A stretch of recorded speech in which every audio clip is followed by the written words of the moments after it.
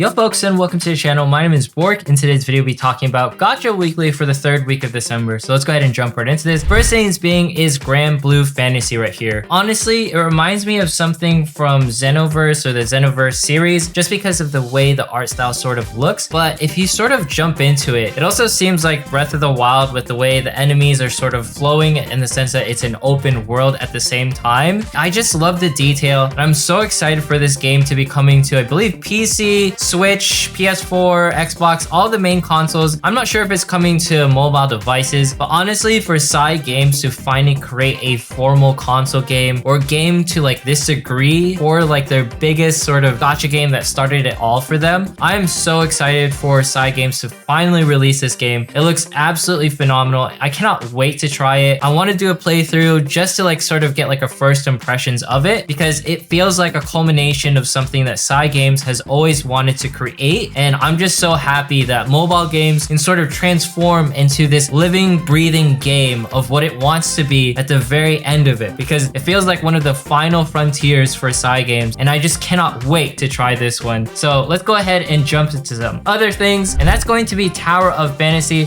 So not the greatest news. People are talking about it not being living up towards the hype, feeling a little bit clunky. That's a little bit unfortunate, but let's jump into other things as well. Now, the 14-month of free-to-play income for Genshin. I thought this was really interesting just because at the very beginning of Genshin, obviously there was a bunch of free gems available, and then over time it sort of stayed within like this 60-ish range. I'm sure it'll get better in the future, but I just think it's very interesting to sort of see the progression of like primo gems as a free-to-play jumping into Genshin. And another thing that's super weird about Genshin is that they actually created a new publishing company known as Cognosphere. Now, why did they do this? A publishing company prevents them from getting sued over in mainland China, or I believe they established this in Singapore or something to this nature. And why did they do this? Because China has continuously tightened restrictions of regulations constantly. So in case you see like your favorite companies or sort of changing their names and making it so that it's on a publisher, it's so that the main game studios doesn't get essentially, you know, a fine for everything that they have, and so that they can actually make money and continue to make games that they can actually focus on. So I think MiHoYo is pretty smart for essentially doing this information, or essentially providing themselves in this way so that they can actually work as a game company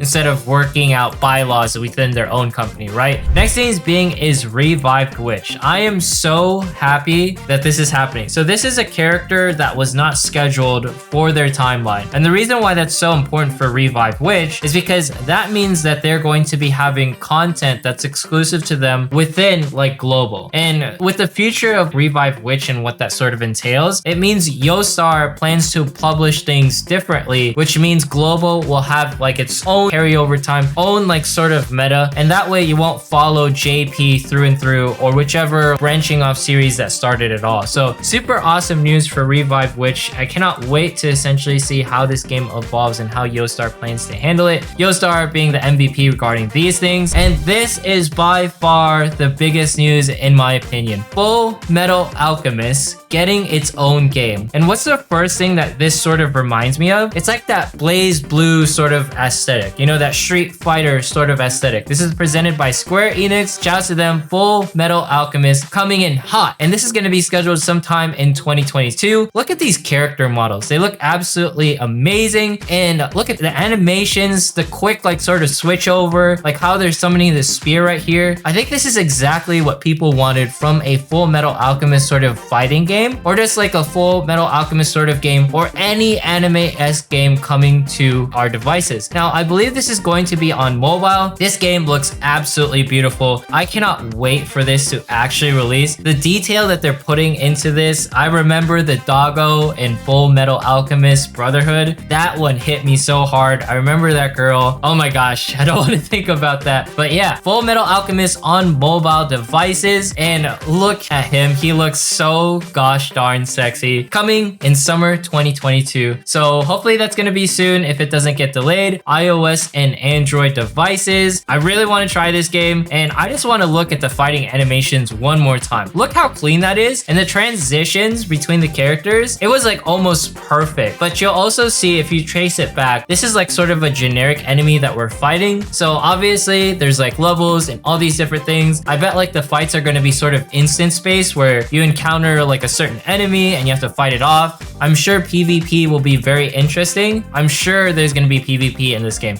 It's sort of asking for it. And I feel like there's just going to be so many things that I want to look forward to in this game. And I really cannot wait for it to essentially release. So that's going to be the biggest news. Another thing, Girl Cafe Gun, they're having like their Xmas stuff currently occurring. Good time to start the game. Here's a wonderful Reddit post by u/mm Korean barbecue. We're essentially providing some details on trying the Girl Cafe Gun right now in Xmas situation. And of course, huge shout outs to everyone, XMKLOXD, Paxtall, and all the people that hang out at the Reddit Gacha Gaming. You guys are absolutely amazing. Huge love to y'all. I know things get a little bit tough with gacha games, but I just want to put like a positive, more like neutral spin on the way like gacha news is sort of occurring. And next thing is Sensor Tower, showing some reviews of like the revenues between like top games. Really interesting. PUBG and Honor of Kings essentially being at this range. Of course, Genshin, no surprise there. Roblox, like almost every single kid plays it, so it kind of makes sense. And then Pokemon Go, of course, being one of the biggest grossers. Kind of surprising due to the world's conditions. And of course, Candy Crush. This one honestly makes sense. I see my grandma playing Candy Crush more than anything, or just my family members or older people. So yeah, I just sort of see Candy Crush as like the most normie game out there. And then we have top grossing for RPGs, December 17th, 2021. That's the recording of today's video. And Raid Shadow Legends being at top, we already know that's whatever. Summoner's War, of course, like reigning, of course. And then Fate FGO, that's sort of a classic. Epic 7 and AFK Arena. And really quickly, I just want to say Summoner's War, FGO, and Epic 7, I feel like if they're sitting at the top, everything RPG wise is going well, because these games are the foundation now, or at least Summoner's War and FGO, for like what games need to be better than. If a game is not better than Summoner's War, or if a game is not better than FGO, I feel like there's something sort of wrong, or if they're exactly the same, because these games are so old, but they're still outperforming so many things just because of the history and the player base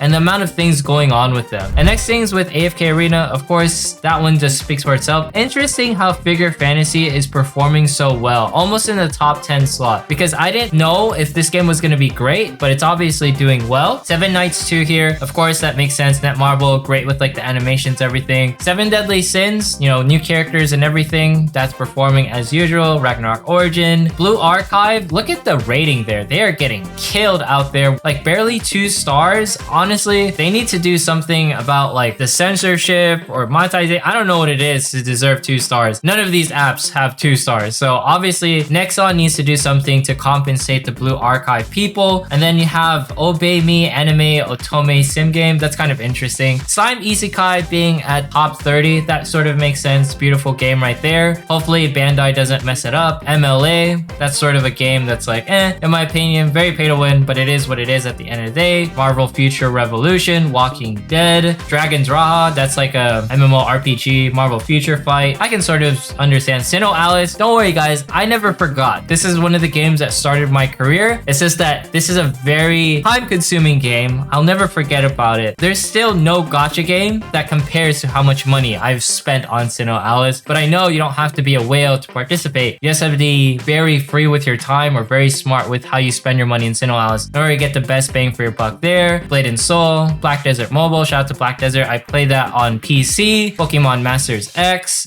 Grand Summoners, doing the crossover with that Isekai anime that I love. I watched that anime not religiously because I already read the book, but I know it's very good. The Stadia, Final Fantasy Opera, that one's really good. FFBE, that's of course good. Shout out to Clake. Got Ulala Idol, Of course, that one's pretty amazing as well. This game really shot Tectone's career like through the moon. I remember discovering and getting inspired by Tectone because of Ooh La La Idols. So it's always cool to see that one up there. Guardian Tales, of course, a classic with Cacao Games, pretty decent publisher. Another Eden, I'm hearing like this one's killing it as far as like what's going on with like the updates. Solan's Reloaded, I read like the novel for that. One Piece Treasure Cruise, yeah, that one's like sort of a classic. It's gonna be there. Dragalia Lost, I'm pretty sure they're doing some sort of giveaway right there. Konosuba Fantastic Days, top 100. Revive Witch, of course, in the top 100. Toho Lost Word, it got like an auto function, so that's really cool. Top 100 as well. Fantasy Life Online, and it's falling down obviously, but still, you know, it's doing what it's doing, you know, for the first month. Iskaya RPG, pretty decent rankings right here, doing what it needs to do. And yeah, there's so many games right here. I just want to keep going down the list because obviously, what am I looking for? It's going to be Princess Connect.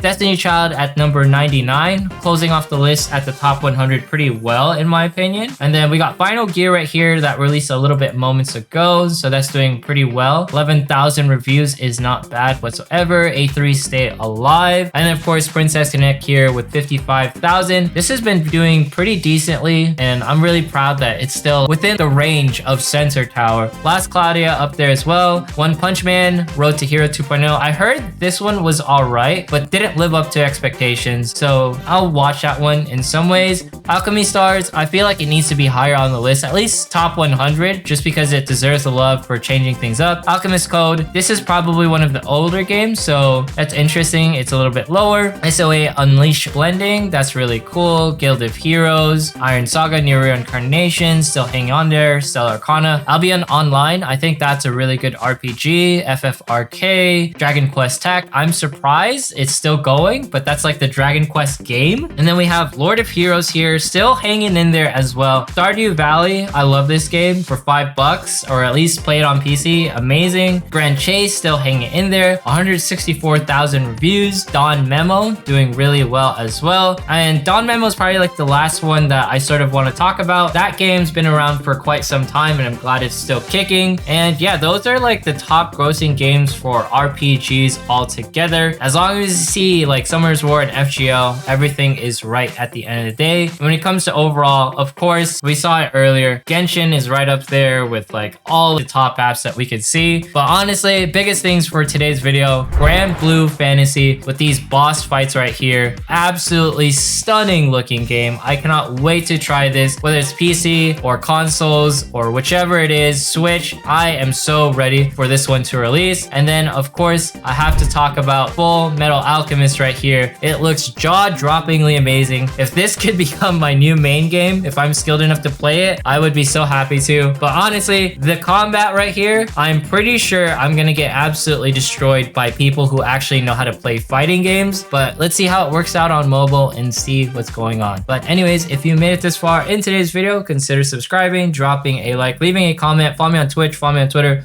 Once we hit 30,000 subs, we're doing a giveaway. Thanks so much for watching, and have yourself a fantastic day. See you guys in the next one.